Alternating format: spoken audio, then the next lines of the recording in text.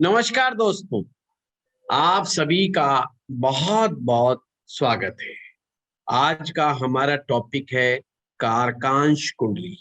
ये कारकांश कुंडली कैसे बनती है, प्रेडिक्शन में इसका किस प्रकार से उपयोग किया जाता है, उसी उन्हीं सब बातों को जानने के लिए आज हमारे बीच में लब्ध प्रतिष्ठित जेमिनी एक्सपर्ट श्री मनोज कुमार भंडारी जी हमारे बीच में उपस्थित हैं।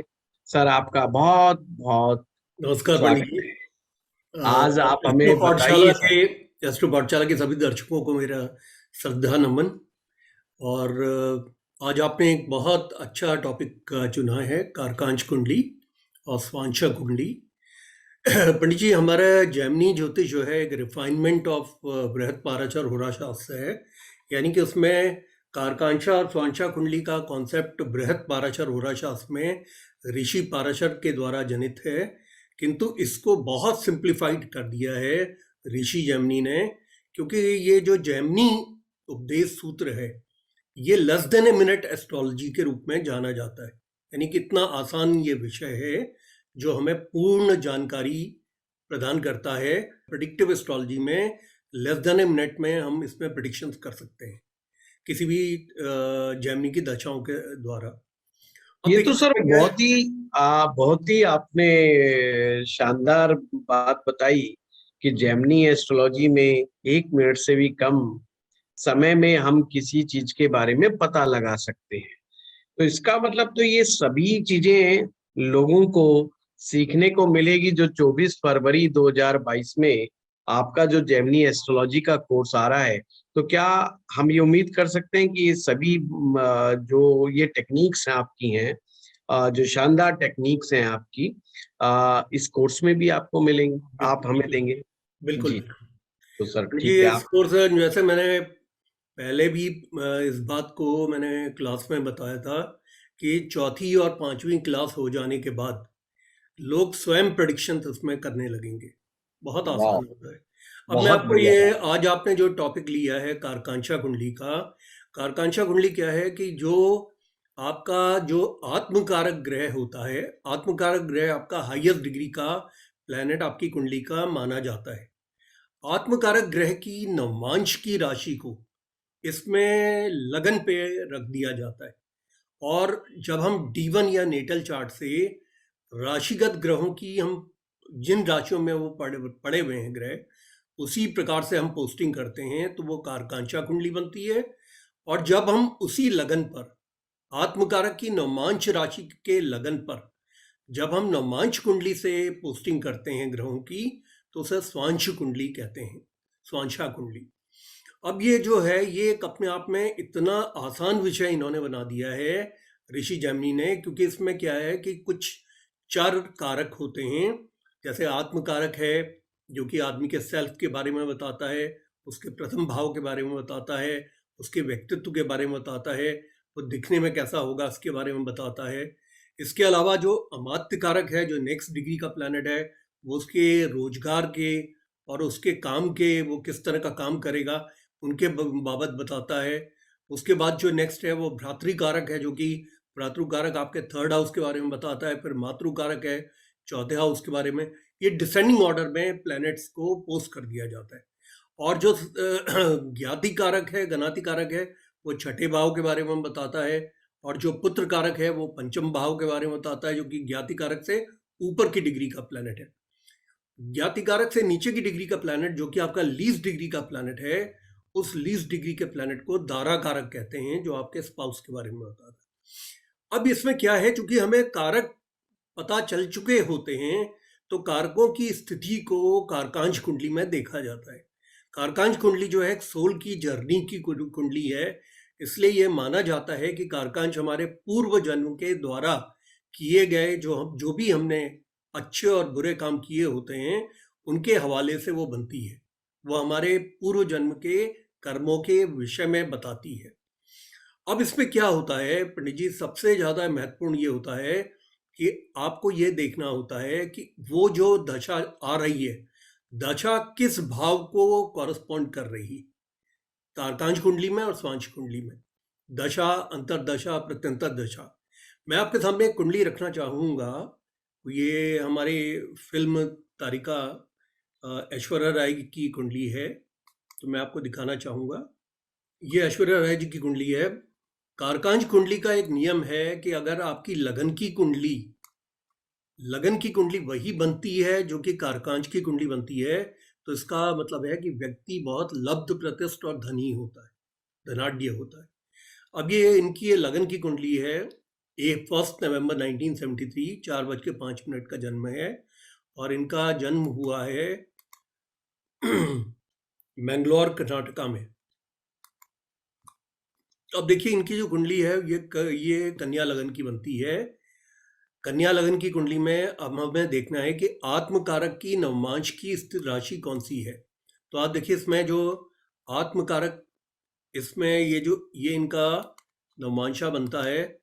आत्मकारक की नवमांश की राशि भी कन्या है, यानी इसका मतलब इनकी कारकांक्षा कुंडली कन्या से बनेगी और स्वांशा कुंडली भी कन्या से बनेगी। मैं यहाँ पे बनाता हूँ ताकि दर्शकों को दिखाई पड़े। नवमांश नीचे बना देता हूँ ताकि ये दिखाई पड़ जाए। अब आपको दिख रहा है ये नवमांश कुंडली?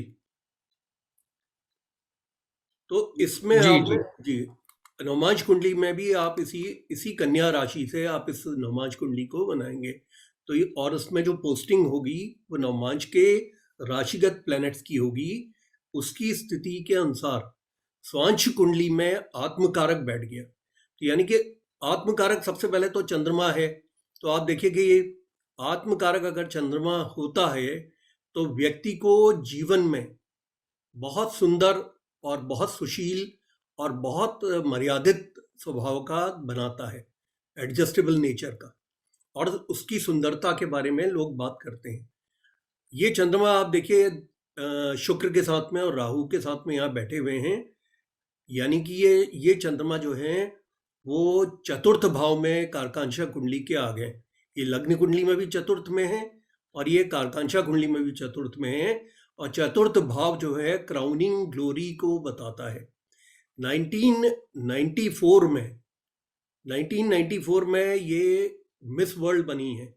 उस समय इनको कैप्रिकॉन में लिब्रा की दशा चल रही थी। तो यानी कि इस कुंडली के अंदर में देखिए सबसे पहले हमें ये देखना होता है कारकांश कुंडली में जो धनाढ्य योग या राजा वाले जो योग होते हैं वो कौन कौन से ग्रह बनाते हैं। आत्मकारक और दाराकारक। देखिए आत्मकारक और दाराकारक साथ में बैठे हुए हैं। राहु का कोई भी रोल नहीं होता, नेपच्यून प्लूटो का कोई रोल नहीं होता, यूरेनस का रोल नहीं होता। अब इसके बाद जो है मातृकारक का पंचम भाव से अगर संबंध बनता है तो बहुत बड़ा राजयोग बनता है, क्योंकि इसमें पंचम भाव को बहुत महत्वपूर्ण माना गया है कारकांशा कुंडली में। आपको मालूम ही है कि पंचम भाव हमारे पूर्व पुण्य का भाव है। पूर्व पुण्य के भाव में मातृकारक का आना बहुत शुभ माना जाता है। आत्मकारक का आना, अमात्यकारक का आना या मातृकारक का या दाराकारक का आना ये बहुत अच्छा माना जाता है। इसके अलावा आप ये देखिए कि इसमें जो मातृकारक गुरु हैं वो यहाँ पे बैठे हैं पंचम भाव के अंदर। दशा जो इनकी चल रही थी वो कैप्रिकॉन राशि की दशा चल रही थी। तो आप देखिए कैप्रिकॉन राशि में गुरु विराजमान हैं और ये राशि जो कि पंचम भाव की राशि है, तो पंचम भाव की राशि की दशा चलना अपने आप में बहुत अच्छा माना जाता है, क्योंकि ये माना जाता है कि जब भी कभी इस प्रकार से जो आपका मातृकारक है वो अगर पंचम में ही अगर में बैठे हैं तो बहुत बड़ा राजयोग बनाते हैं। और इसके अलावा अगर धन भाव पे, वेल्थ के भाव पे अगर सूर्य विराजमान हो जो कि अमात्य कारक है, तो आप देखिए इनको जो दशा चली है वो कैप्रिकॉन में लिब्रा की चली है। लिब्रा दशा, इसका मतलब ये राशियों की दशा होती है और लिब्रा दशा जो है वो तुला राशि की है। तुला राशि में सूर्य विराजमान है और ये जो सूर्य है इनके अमात्य कारक है। अमात्य कारक एक व्यक्ति के रोजगार की स्थितियों को और धन के आगमन की स्थिति को बताता है।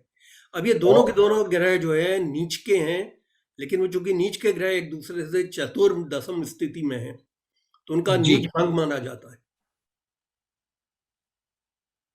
जब दो नीच के ग्रह एक दूसरे से चतुर्दशम हो जाते हैं, तो उनका यानी केंद्रगत हो जाते हैं। केंद्रगत हो जाते हैं, तो उनका नीच भंग माना जाता है और वो बहुत अच्छे शुभ परिणाम देते हैं। तो यहाँ पे आप गुरु देखिए, यहाँ बैठे हैं नीच में, और सूर्य नीच में बैठे हैं, लेकिन सूर्य अमात्य कारक हैं। आपको मालूम है ये सेकेंड हाईएस्ट डिग्री का प्लैनेट है, और ये माना जाता है कि अमात्य कारक अगर धन भाव पे अगर बैठा हो तो ये बहुत व्यक्ति को धन देता है।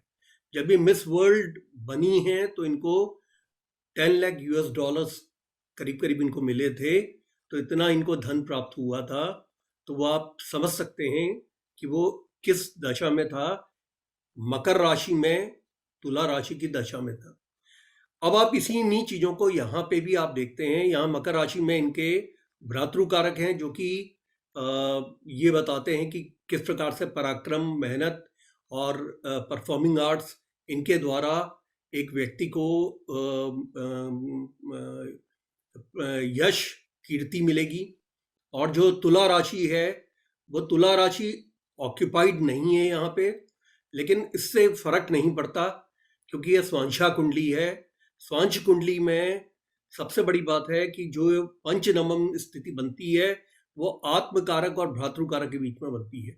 ये स्थिति अपने आप में बहुत अच्छी है। दूसरा, जो आत्मकारक और पितृकारक में, मंगल में भी पंचनवम स्थिति बनती है, जो कि अपने आप में बहुत अच्छा माना जाता है।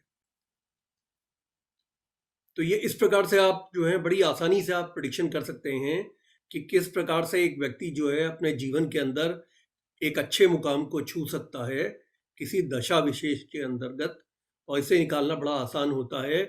जो इसमें उच्च के ग्रह होते हैं या नीच के ग्रह होते हैं, उच्च के ग्रहों का केंद्रों में आ जाना और नीच के ग्रहों का केंद्रों में आ जाना स्वतः राजयोग बनाता है काफी बड़े लेवल पे। बहुत ही आसान तरीके से सर आपने समझाने का इसमें प्रयास किया है, और जहां तक मैं समझता हूं, इतने आसान तरीके से समझाने से व्यक्ति बहुत तुरंत चीजों को समझने लगता है।